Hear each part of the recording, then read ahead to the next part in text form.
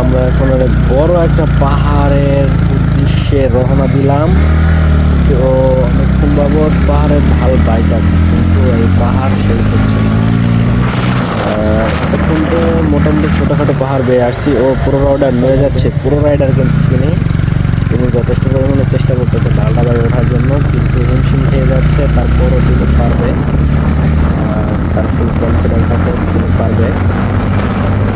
ঢালই শেষ হচ্ছে, এতটা ঢাল আর এতটা খারাপ রোদ পাহাড়ের বান্দরবনে এই এলাকাটা। মূলত ডিম পাহাড়ের উচ্চতা অনেকটাই বেশি, আমরা সেদিন হারিয়ে যাচ্ছি। 5-7 মিনিট ধরে চালাইতেছি, ঢালই শেষ হচ্ছে। আর এখন যদি হেঁটে উঠতে হইতে তাই কিলোমিটার